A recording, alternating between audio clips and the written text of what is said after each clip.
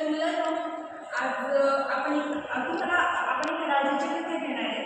पण त्याआधी तुम्हाला विचारते की शिवाजी महाराज कोण होते, त्यांचे काही गुण सांगता येतील का, कसे राजा होते ते. ठीक आहे, सगळ्यांना माहिती येते. तर मी काय सांगते, राजा कसा असावा, जो प्रजेचा विचार करतोय, त्यांचं दुःख समजून घेतोय, त्यांना पाहिजे ती मदत करतोय, आपण त्याला राजा म्हणतो.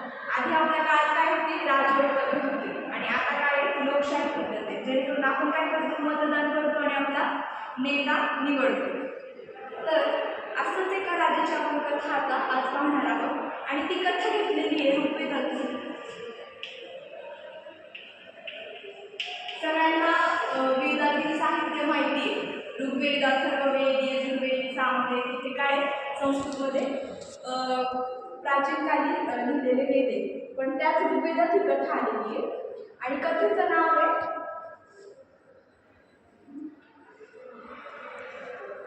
आद्यपुरुषः पृथुवैन्यः.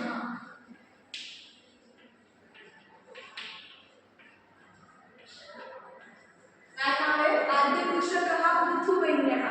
आता थोडक्यात मी तुम्हाला ही कथा तर आपल्या संस्कृतमध्ये अभ्यासाची आहे, पण मी त्याआधी तुम्हाला संस्कृत अनुवाद सांगण्याआधी हिचं मराठीमध्ये छान स्पष्टीकरण देणार आहे. सगळ्यांनी एका गोष्टीच्या प्रमाणात ही ऐकावी, गोष्ट असल्यासारखीच आहे. तर एक राजा होता आणि सगुण संपन्न असा राजा होता आणि तो त्याचा राज्याभिषेक होतो आणि राज्याभिषेकाच्या वेळी काय होतं, सर्व त्याचे गुणगान गातात, कारण तो खूप छान म्हणजे सगुण संपन्न असल्यामुळे त्याचे गुणगान गातात. तर मग आता तो काय म्हणतो की माझं कोणीही कौतुक करू नका, असं तो राज्याभिषेकाच्या वेळेस म्हणतो. तर असं का म्हणतो, त्याच्यानंतर कारण सांगतो का, तर मी जोपर्यंत चांगलं काम करत नाही प्रजेसाठी, तोपर्यंत तुम्ही काय करा, माझं गुणगान करू नका असं सांगतो. म्हणजे इथेच त्याचा पहिला गुण दिसतो आपल्याला की तो किती विनाकारण स्वतःचं कौतुक ऐकून घेत नाही किंवा करून घेत नाही लोकांकडून, असा त्याचा पहिला गुण राजाचा आपल्याला दिसतो. तर पुढं काय होतं, एकदा तो आपल्या राज्यामध्ये आपली प्रजा कशी राहते तिचं दुःख जाणून घेण्यासाठी तो फिरायला जातो. आपला पूर्ण राज्य तो फेरफटका मारतो. तो फेरफटका मारल्यानंतर त्याला एकदा असं कळतं की आपली प्रजा ही अतिशय दुःखात जीवन जगते, त्यांना खायला अन्न नाही आहे, म्हणजे पशुप्रमाणे जगत आहे. तर आपण त्यांच्यासाठी काहीतरी करायला हवं. तर त्याचे जे पुरोहित आहेत ते त्याला सांगतात, काय सांगतात की अरे तू काय कर, त्याचे पुरोहित असं सांगतात की आपलं जे धनधान्य आहे ते सगळं पृथ्वीच्या उदरामध्ये असतं, मग तू काय कर, ते काढून घेण्याचा प्रयत्न कर. आता साधन संपत्ती म्हणजे नैसर्गिक साधन संपत्ती जी आपल्याला पृथ्वीकडून मिळते किंवा पृथ्वीच्या उदरातून आपल्यापर्यंत येते, तर कोणती आहे ती, फळं, फुले, झाडे वगैरे वगैरे जे आपण खातो पितो सगळंच, एकदम सगळं आपल्याला कोण देतं आहे, हे सगळं नैसर्गिक ह्याच्यातूनच आपल्याला मिळतं. तर मग राजा पृथ्वीकडून ते धनधान्य किंवा जे काही साधन संपत्ती आहे, धन आहे, ते काढून घेण्यासाठी पृथ्वीकडे बाण करतो.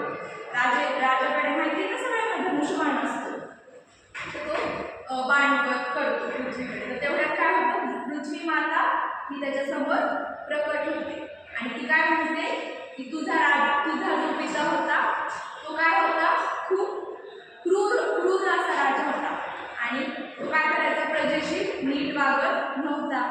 मग त्यामुळं मी काय केलं, चोरांच्या भीतीने ते सगळं जे साधन संपत्ती धनधान्य आहे ते काय केलं, मी माझ्या पोटात ठेवलं किंवा माझ्या उदरात मी लपवून ठेवलं चोरांपासून.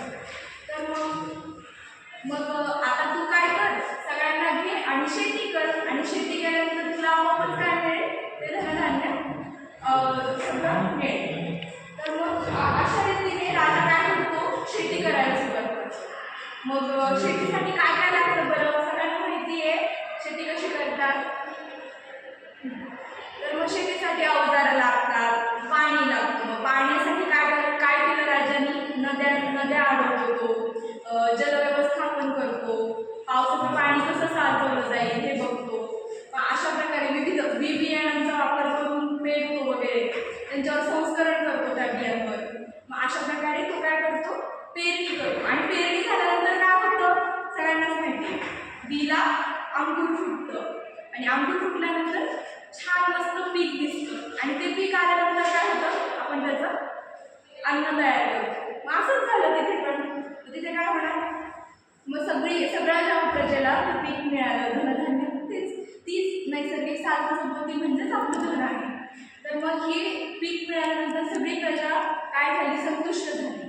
आणि संतुष्ट झाल्यामुळं राजा काय आनंद झाला. मग अशा प्रकारे हा जो राजा आहे हा पहिला शेती करणारा राजा ठरला. इथे काय दिलं आपल्या शीर्षकामध्ये, आद्य. आद्य याचा अर्थ होतो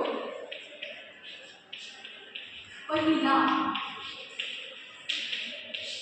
आपण आदि शंकराचार्य वगैरे वगैरे असं म्हणतो. आद्य याचा अर्थच असा होतो की जो पहिला कोणी ठरलेला आहे, ते काम करणारा पहिला असा माणूस.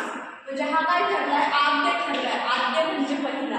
आणि कृषक हा याचा अर्थ आहे शेतकरी.